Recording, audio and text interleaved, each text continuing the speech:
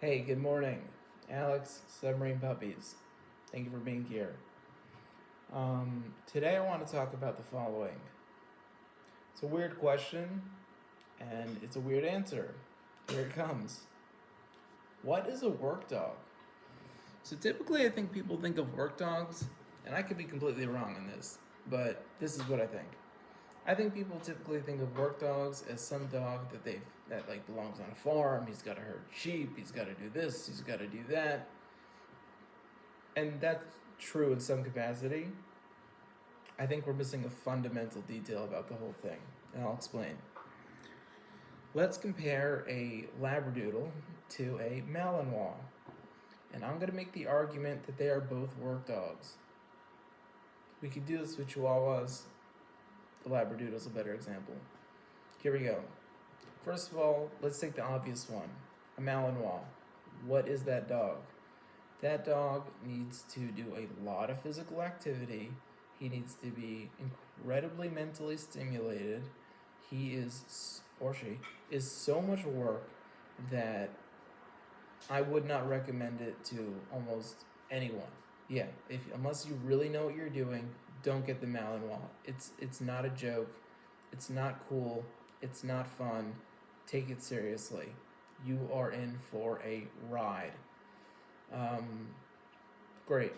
That should be pretty simple. It's a Belgian Shepherd.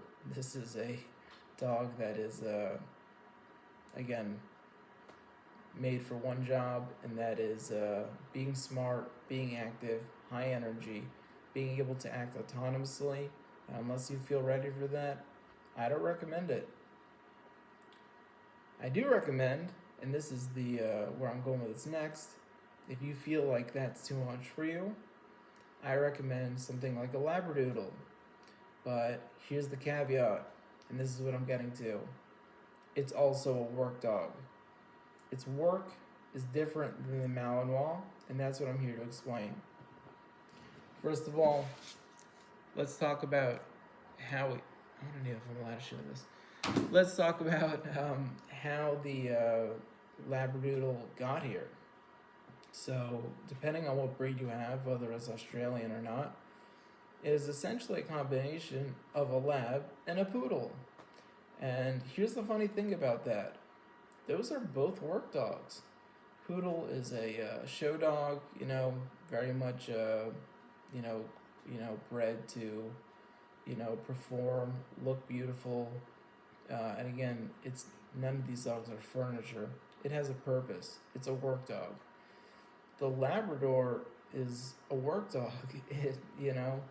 Again, I often see them like, again, somebody's going out hunting, somebody's, working on a farm. It's going to retrieve the dog. Again, it is kind of a Swiss Army knife of a dog, very good temperament. But I've worked with purebred labs, and that is not as easy as it sounds. In fact, the really good ones that you pay the high money for from a good breeder, you're still in for some work. But let's talk about what happens when they're put together. You get a labradoodle. I get it. There has been so much going on in that breeding that you now have this tiny dog. But don't forget that it's a work dog. The question is, what's its job? Well, from the way I see it, a labradoodle is a dog that is made to be really friendly, made to hang around with the family, be really pleasant with all the kids, be an easy dog, just be, easy entry into the house, integrate quickly, and just be a lot of fun. That's his job. The point is, and what I'm saying is that if you don't know how to tell this dog when its job is over, it won't stop because it's a work dog. And what I'm essentially getting at is the first pitfall you're going to see with your labradoodle is that you didn't crate train. You didn't set up enough boundaries. You didn't give it an indication of when it's time to stop work, which, as we explained, is spending time with the family. These dogs are highly prone to separation anxiety.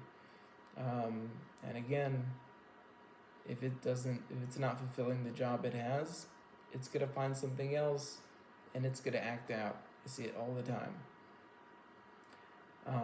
With that, a labradoodle. Like, what's my advice?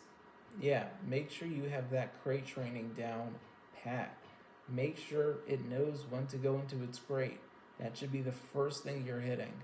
It should know how to go into its crate and how to be, like, separated, so that when you go to the store, or you gotta go away, or you gotta go to work, you're not experiencing this inability to leave the house. It's not experiencing, for its own sake, any kind of like misinterpretation of what its role is in that moment, and both of you are going to get along just fine. But if you underrate this dog as just again furniture, which it's not, that's a big mistake, and that can be a problem in itself. Every dog has a job. Again, every dog has a purpose. None of them are here by accident. My own dog is a street dog. Literally, he is a dog you find on the street. But he, over, thousands of years of being bred on the street, essentially, just by what it found, he has a very specific kind of temperament. And you have to know what that job is, like what that requires.